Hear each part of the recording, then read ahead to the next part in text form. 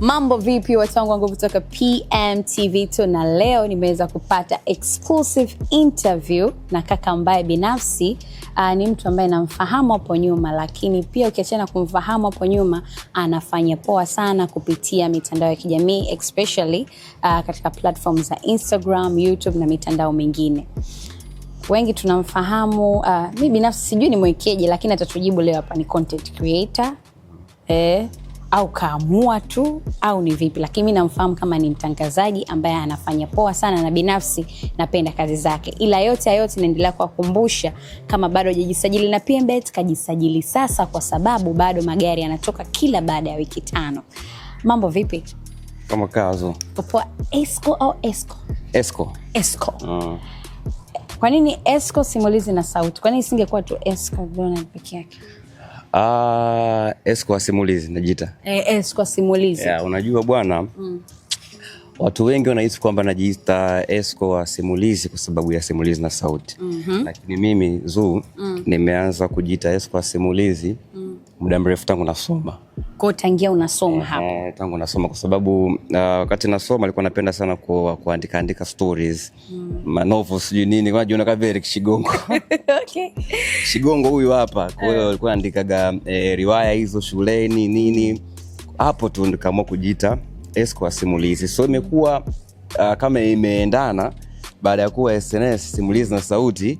Kwa vitu kama vimelink. Imeendana. Kwa hiyo mtu akiona Esco simulizi labda anahisi kwamba kwa sababu mshikaji yuko simulizi na sauti ndio maana ameweka Esco simulizi, lakini hiyo ilikuwa tangu zamani. Kumbe tulianza zamani. Muda mrefu sana. Okay. Binafsi tumeweza kuona na najua pia kuna baadhi ya watu ambao pengine hawajakujua zaidi, lakini uzuri ni kwamba content zipo na zinatembea kupitia SNS. Yeah. Na umeshawahi kufanya vitu tofauti. Tushakuona kuna project yako ya kwanza ulikuwa unafanya detour, unatoka unaenda Bagamoyo, unazungumzia historia ya mabibi na mababu huko, lakini sasa hivi ukaenda deep zaidi, umegusa moja kwa moja jamii. Tunaona pale kuna watu wenye uwezo waso kwa hali yao ya kawaida, watu tofauti. Hii idea ilianzaje? Ni mlikaa kama members tukasema tufanye kitu kama hicho, au ni wewe tu ulikuja na wazo ka bring to the table then watu wakasema okay, let's do this? Unajua kitu kimoja katika maisha kila mtu anakuwa ana matamanio yake au vipaumbele vyake vikubwa. Kuna mwingine yeye ambacho nakitamani zaidi kwenye maisha yake ni hela tu. Yeah, hela tu. Huyo anaweza kufanya chochote katika hii dunia apate pesa. Biashara yoyote ama tukio lolote ili apate pesa. Yaani yeye ambition yake ni kupata pesa tu. Unaelewa? Kuna mwingine yeye anapenda uongozi. Yaani yeye dream yake ni kuwa kiongozi. Kwa hiyo darasani atakuwa ni monitor, akija mtaani mwenyekiti sio nini.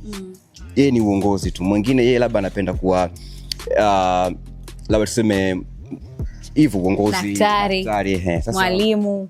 Mimi sawa tunafanya kazi tupate pesa, maisha yaende.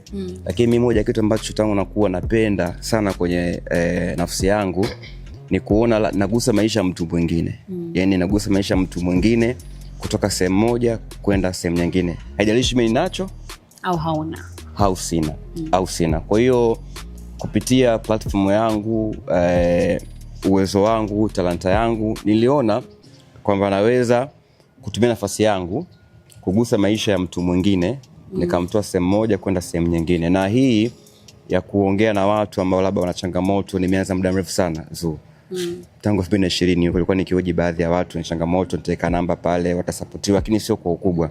Nafikiri Mungu labda alitamani mwaka huu ndio iwafikie watu wengi zaidi.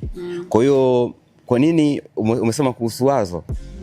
Hili wazo limekuja kwa sababu ya mimi kupenda, kutamani kugusa maisha ya mtu mwingine kwenda sehemu moja kwenda sehemu nyingine. Ni kitu ambacho nakitamani, nakipenda. Kwa hiyo unapenda kusaidia watu. Yes. Kwa ukaona katika kwenye kusaidia watu ufanye kama content. Nifanye kama content kwamba na platform na uwezo sababu nifanye hichi kitu. Na sikutegemea kama pengine kingeweza kuwafikia watu wengi ama watu wangeweza kusaidiwa. So sasa hivi nafsi yangu ama moyo wangu mweupe kabisa.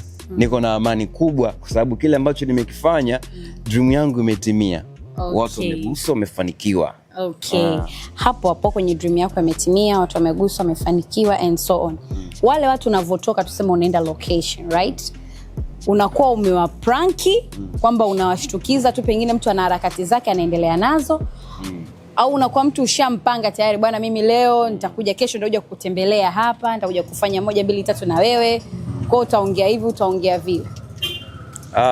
Kiukweli maana watu wangependa kusikia ile script zimekuwa nyingi sana, zimepangwa, mnawapanga watu, na hiyo kweli ipo. Binafsi kuna mwingine anasema kazi yako siko ni ngumu sana, lakini mimi kwa sababu ni kitu ambacho nakipenda, nihisi kama wito. Mimi Zuu, jinsi ambavyo nafanya shughuli zangu, na moto labda leo natoka labda naelekea Mbagala, umeona nakwenda Mbagala stendi pale, nafanya survey na kwa niko na timu yangu, kwa hiyo nitakuwa naangalia watu ambao labda wana uhitaji, wanapita barabarani na wanafanya hivi, na mimi waga na focus sana wale ambao mahasla, watafutaji. Mtu ana hali ya chini, ni maskini, pesa yake ni ndogo, lakini alalamiki, anapambana yani. Hata kwa siku aingize buku 2 familia ile. So nikifika Mbagala pale, nikishakaa nikiwa naangalia mazingira, na kwa naona mbona kuna mama fulani namuona anakota makopo pale. Umeona jua kali, umeona anakota makopo, anafanya hivi. Nachokifanya namfuata, nitamsalimia, mama shikamoo, kwa salama, naitwa mtu fulani, natokea sehemu fulani, nafanya 1 2 3. Nilikuwa naomba, so kwanza nitamuuliza biashara yako hii ama shughuli yako kwa siku unaingiza kiasi gani, una familia, labda una watoto, na hii kazi una muda gani unaifanya. Na bahati nzuri ninavyo approach, unakuta wao wananipa ushirikiano. Nitamuuliza maswali, atanijibu, bwana anafanya 1 2 3. So baada ya kuongea naye kama dakika 3 ama 4, nakuwa nishapata picha kwamba huyu mtu anafaa kuhojiwa. So naomba tufanye interview, niweze kujua tu kazi yako unafanyaje, hivyo unaingiza kiasi gani, na bahati nzuri sasa waga wanakubali. Hata huyu mtu wa mwisho ambaye nimefanya naye mahojiano, huyu mzee Mohamed Matiwili, nilimkuta Mbezi Beach kwa Zena. Saa 7 jua kali, ana vikapu vyake vile, ana sweet kweli kweli. Nipo kwenye bodaboda, umeona, nikamuona, nikamwambia simama bodaboda. Nikaenda kwa mzee, vipi, shikamoo, unauzaje hizi 3000 kwa 4000? Okay. Baada kuwa amenijibu hivyo, sasa tukasogea kivulini, akanipa muda wa kunisikiliza. So nikaanza kumuhoji, kujua na familia inakuaje, na bahati nzuri akawa pia ananipa ushirikiano, nikamuomba tufanye mahojiano, alikubali. So waga nawafuata huko mitaani. Wewe hauwapangi ila unawafuata? Mimi nawafuata na watafuta, yani kwa mfano jana Zuu, nimetoka ofisini saa 2, nikaenda town huko, nimetembea mpaka saa 12 jioni. Umeona nimetoka Kapa, yani sikufanikiwa. Umeona sikufanikiwa kumtafuta mtu ninayemhitaji. Waga ninapotoka nasema leo nataka mtu wa namna hii. Umeona, so nimeenda kule, nimetembea siku nzima, ila kwa bahati mbaya sikufanikiwa. Nasema ni ajali kazini. Na ukiachana hivyo, kila mtu ana riziki yake, si ndio? Okay. Kwa leo sikubahatika, labda kesho ambao ndio leo. Okay. Kuna wapo ambao kama unavyosema mtu natoka kama hivyo survey. Je, sasa hivi DM zako zimekaje? Kwa sababu kikawaida watu wakishaona unatoa sana msaada, DMs zinakuwa nyingi. Kakaangu mimi nakaa Ulambwiti huko. Uko Ulambwiti bwana, mimi na mtoto na watoto 7, nimeachika, sijui nini. Kakaangu mimi, hiyo inakuaje yani kwa upande mwingine wa design hiyo? Kwa kweli DMs ni nyingi kweli. Na mimi moyo wangu waga una huruma sana. Naona kabisa bwana mimi naumwa, umeona na hivi, lakini unajua hizo DMs za wagonjwa kwanza zipo kama zote. Za mtu wanafunzi wa vyuo hawana ada, zipo kama zote. Familia labda maisha ni magumu, zipo kama zote. Zipo nyingi sana DMs, mpaka unashindwa ushike ipi uache ipi. Na nyingine katika hizo DMs, I hope zipo ambazo za kutengeneza. Mtu kusema bwana, ukiojiwa na Esco kwenye The Umbrella wakapost SNS, wewe ukosi 5 milioni 6 milioni 7 10 nani hiyo. Nashukuru Mungu sasa hivi kiukweli, mimi nikimshika mtu tukasema tunamfanyia mahojiano, na kama kweli na changamoto, yani akosi support ya Tanzania. Nashukuru Mungu kwa hilo. Kwa hiyo zipo DMs nyingi, na nikionaga natamani kila mtu nimguse, lakini ndio hivyo, uwezi. Hizo za wagonjwa ni nyingi sana, na kwa bahati mbaya mimi nimebase kwa hawa kwa hali ya chini. Kwa hali ya chini, watafutaji ambao wanahitaji kidogo msaada, jaziwa. Yeah. Okay. Hizo ni DMs. Si ndio? Lakini mimi natumaini kwamba pengine kwenye DM 2-3 tutapata kweli. Wapo wengi wa kweli. Wapo na nazifuatilia hizo DMs. Kuna baadhi nyingine kabisa hii bwana huyu mtu kweli huyu. Hebu kuna mama mmoja anasikia anakaa Kibaa huko, ana mtoto wake, ni mtu mzima, anakuja kuuza mahindi pale Moroko, mataa pale. Mtu mzima kabisa, jua kali. Huyo nadhani pia nitamgusa huyo mama huyo. Umeona? Baada ya kufanya hizo harakati zote, pengine labda tukija kijamii sasa zaidi, watu ambao walokuzunguka pengine. Unajua watu wakishakuona unatoa msaada, kila mtu anakuwa na expectation tofauti. Pengine maisha yako binafsi, ungeneza kaisa wewe ndio ni tajiri sana au vipi? Embo zungumza na watu wa design hiyo kwamba Isco ni mtu aina gani labda. Sasa tunatoa msaada, lakini personal yako wewe imekaje kwa picha, ukiachana ile picha ya mitandaoni, wewe kama wewe?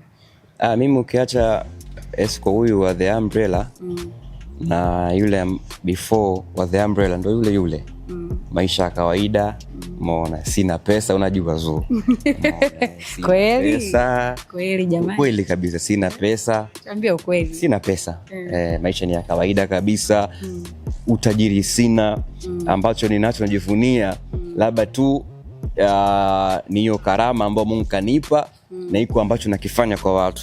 Okay. Basi, lakini kusema labda nina hiyo hali nzuri ya kimaisha. Maana wasema Isco sasa hivi kajipata bwana. Mara leo tuko Urusi, kisha tuko wapi? Sasa za Urusi hizo za Urusi ni baraka na ni nafasi za ofisi. Ofisi bwana inakuja nafasi bwana, kuna hii chance ya kwenda Urusi. Ofisi inaangalia labda hebu tumpe bwana Isco kwa sababu ni mpambanaji. Tukimpeleka Urusi lazima tupate content. Unaelewa, mimi nikienda sehemu sina shughuli ndogo. Kwa hiyo napata nafasi hizo kwa sababu ninapokwenda sehemu huaga nailisha ofisi. Nitakwenda Urusi labda kwenye mafunzo fulani, lakini pia baada ya mafunzo tunaingia mtaani kufanya content. Kwa hiyo hizo nafasi za kwenda huko nje zinakuja ofisini. Kwa mfano moja ile in Phoenix ilikuja direct kwangu. Bwana, tuna kitu Nairobi, tunaomba ufanyeje uende. Na hao kwa sababu wameona bidii za kwangu. Kwa hiyo nafikiri bidii zangu na utajiri wangu, of course tutapiga hela mbeleni kwa sababu tunafanya kazi, watu wanatupenda.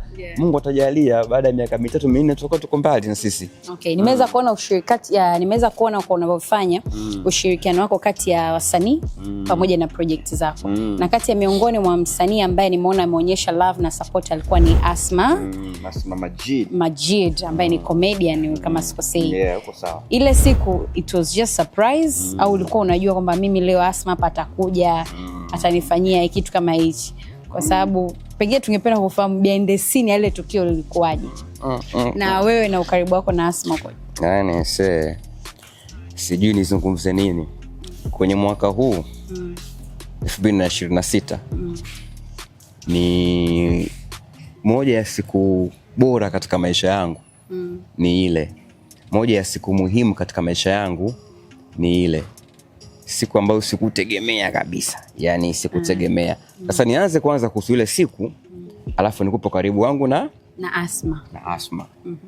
Ile siku nilikuwa niko Sinza kwa kaka yangu. Nilikuwa sio muda wa kazi kabisa, nilikuwa niko Sinza kwa brother. Akanipigia simu Roger Mastori. Mtangazaji mwenzetu ile brother, afiku namjua. Isco vipi, shwari, uko wapi? Nikamwambia niko Sinza kwa kaka, kuna issue moja ya kifamilia. Basi tunakuomba uje, kuna kazi moja, kuna mtu mmoja, kuna content hapa, umeona tuje tufanye. Kuna maokoto, umeona, naomba uje. Nikamwambia sasa Roger, mimi nina majukumu ya kifamilia hapa, kutoka ni ngumu. Sasa vipi, hauna mic? Na mic sina. Lengo lake kwamba kama kuna mic nipeleke hata mic ili wafanye wao hiyo content. Nikamwambia mimi sina mic na sina vifaa kazi, siwezi kufika. Akanambia hapana, kuomba tu uje bwana. Nikamwambia Roger, siwezi. Akasema basi huyu jamaa akasemaje, kama hauwezi kuja njoo tu mara moja, umeona, kwenye site ili bosi akuone kwamba SNS walikuja, alafu uondoke. Dakika moja tu, njoo kuone afu uondoke. Nikamwambia si ngumu. Au bwana kanipigia simu. Sasa mimi Roger namheshimu sana. Brother, naheshimiana. Basi po nakuja hapo Sinzamori mara moja, nije nionekane kwa huyo jamaa mwenye issue yake, alafu niondoke. Basi poa, njoo mimi huyo mpaka pale. Mori pale, Matakwa hapa.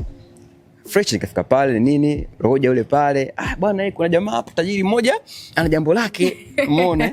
Anakuja sasa hivi hapa tuue nini, lengo lake akuone tu. Nikamwambia poa, ya tumsikizie. Sasa kwa mbali upande wa pili kule ambapo kuna ile Zoo Collection, namuona Asma anakuja na kifuko. Nikamwambia Roja, so Asma yule? Nikamuuliza yule, akasema ndiye. Mimi mawazo yangu labda Asma na mishe zake. Sisinza kule labda kaenda dukani kununua vitu labda au nini. Nikamwambia labda pengine Asma na shughuli zake. Akawa anakuja tulipo mimi na Roja. Umeona? Kuja pale sasa ilipofika, waandishi akatoa simu. Na washuti leo waandishi, umeona? Sasa mimi nikatoa pia simu yangu, natoa simu nafunga mimi ni washuti, maana Asma alikuwa anashuti. Na niyo pia Roja anashuti. Nikasema kobe zangu tunashutiana. Na mimi nitoe simu yangu tufanyeje? Tushuti. Sasa na Asma ananishuti huko ameshika mfuko hivi. You achieved. Niko sijisikia ile unajua. Koba zawadi yako. Mimi sijisikia ile. Kanaambia kana zawadi yako. Nikamwambia acha ni utani basi. Umeona? Kweli shika ndo kufungua vile sasa. Kuna nini? Basi natakusemeka yani. Nilikuwa na kana vile. Vipi mbona zawadi za hafla hizi nikaanza kushake mikono. Roja anasemaje bwana, hakuna cha bosi wala cha nani. Bosi, hakuna cha interview, hakuna cha sijui press wala nini. Hii ilikuwa ni mpango tumeupanga. Kuna zawadi yako hii hapa. Asma amekupa. Fungua uangalie. Tukufungua sasa 17 Pro Max iPhone. Nikasema huyu Asma mbona kama ameenda mbele ya mawazo yangu. Sasa mimi wiki mbili before nilikuwa nawaza nijichange nitafute hiyo iPhone 17 ili pia nisaidie kwenye kazi zangu. Nilikuwa nawaza kweli boja kidogo hizi mwezi nijichange hii miezi miwili nipate 17 Pro Max inisaidie kwenye shughuli zangu. Lakini ameniletea kile ambacho nilikuwa nakitamani. Kiukweli nimesikutegemea na nimemshukuru sana Asma. Yaani katika kitu ambacho amefanya kikubwa kwenye maisha yangu ni hicho, unajua kusupport kazi. Unaponipa mimi kifaa kama simu, umesupport kazi yangu. Umepush, umeona kazi zangu. Kwa hiyo bwana pale ambapo Asma ametoa, Mungu amuongezee zaidi. Na zaidi, yani kikweli ni moyo. Ni moyo sana. Ni moyo. So kuhusu karibu wangu na Asma, si ndio? Wahi kaleta ile simu kwanza. Asma kama mliangalia pale alisema kwamba anapenda kile ambacho nakifanya. Unajua kugusa maisha ya mtu ambaye alikuwa yuko chini kabisa mpaka anapata duka labda, anajenga nyumba, ni kitu kikubwa sana. Uaminifu ambao labda ninao, watu nakusanya pesa na wapelekea wale watu labda milioni 11. Pesa ambayo mimi sije kumiliki, unajua. Nampa mtu, so ndugu yangu. So ile kitu inagusa watu wengi. Na ndio maana Asma akasema kuna kila sababu ya kumsupport. Umeona kwa hiki ambacho nakifanya. Kwa hiyo ni kama sadaka yake kwangu, ni kusupport kazi yangu ambayo ameipenda, ameiona. Na Asma pia kingine, kuna mama mmoja anaitwa Sara nilimuoji, yeye anagonga kokoto. Yule mama Asma alikuja akaniambia, "Yes, naomba mama nimfanyie kitu." Akaenda akampangia nyumba, akamlipia kodi miezi 6. Yaani ni chumba na sebule. Umeona katika wale ambao nimewaoji kina mama.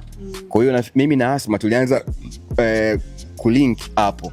Bwana alinitafuta, bwana naomba wewe mkubwa nimfanyie kitu. Nataka nimfungulie genge. Umeona nitamlipia kila kitu, nataka nimpangie pa kukaa. Kwa hiyo utagundua ni mtu ambaye ana moyo sana wa kusaidia. Asma Majid. Kwa hiyo kutokea pale sasa ndipo tulipolinki kwamba alisupport yule mama ambaye nilimuoji, akampangia nyumba, akamlipia kodi miezi 6.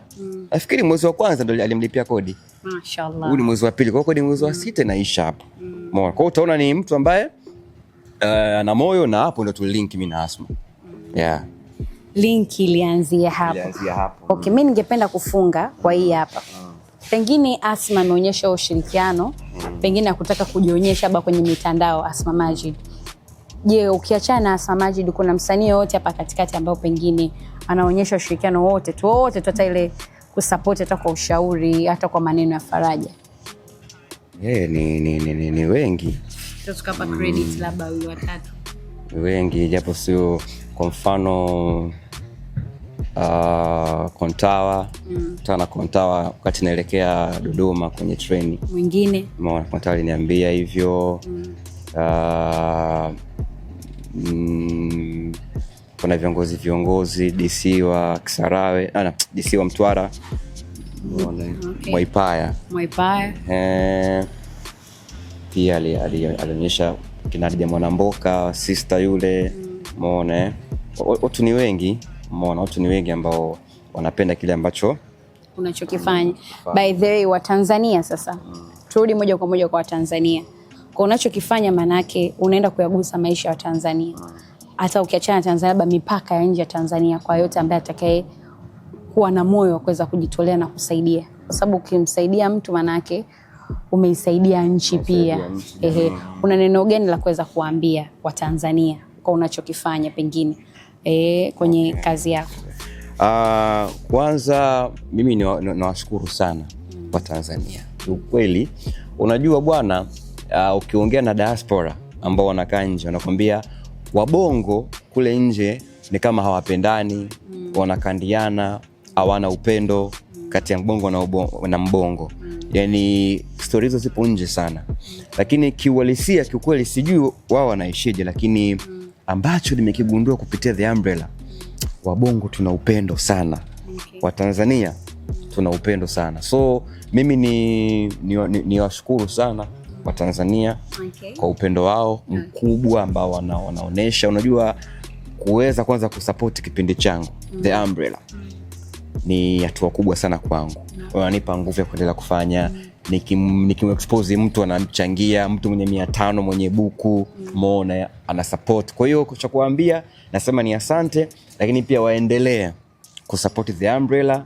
Waendelee pia kuwa na moyo kusaidia wengine, hata kama mimi labda sitamleta mtu mbele yao, huko mtu alipo labda ni Mwanza, kimona mtu labda ana changamoto, kama kuna uwezo wa kumsaidia huyo mtu, wewe mshike mkono, msogeze sehemu. Kuna baraka kubwa sana kwenye kusaidia, na ni sadaka ambayo inakwenda wazi, yani inakubaliwa moja kwa moja, Mungu anaipiga tiki. Yani umemsaidia mtu moja kwa moja, Mungu anaipiga tiki. Okay. Guys, nilikuwa na Isco hapa kutoka SNS Simulizi na Sauti, na tumeweza kuongea mengi sana, na I hope Watanzania watakuwa wamekuelewa. Kabisa. Kwa sababu sisi ushasema ni waelewa na tuna upendo, si ndio? Kabisa. Si ndio Mungu ni mwema. Okay guys, ulikuwa nami Zuchilk hapa, na tumaini utakuwa umesikia mengi siku ya leo, umeweza kufahamu Isco, lakini pia umeweza kujua na vingi ambavyo hujavifahamu, Asma ilikuwaje na vingine hivyo. Pengine you can drop the comment hapo, ushauri, mawazo, ili kuweza na sisi wengine tuweze kujifunza kupitia comments zako. See you next time. Kumalizia hapo. Kuna watu wanahisi kwamba ile simu labda ni kiki. Sijapewa, hebu leta. Kweli. Sema nilikuwa nashindwa kuomba kutokana na inatumika behind the scene. Hebu tuonyeshe wewe. Jamani, simu alopewa na Asma Majid sio kiki, ni simu kapewa kweli. Inatengenezwa ile script. Hapana bwana. 17 Pro Max mpya. Shika, toa kidogo, toa gundu. Jamani, nimeiona. Simu haikuwa kiki. Hii simu alipewa na Asma Majid kweli ili aweze kuendelea na kazi. Bwana, hapana, sio kiki. Mimi nilijua kama kiki. Hajitengenezwa chenyewe kabisa, mpya. Umeona? Kwa hiyo tegemeeni content makali. Umejiandaa? Tuko vizuri. Hata hizo B2 pia nimeomba. Haya, huyo ni Isco. Nimemaliza jamani. See you next time. Bye bye.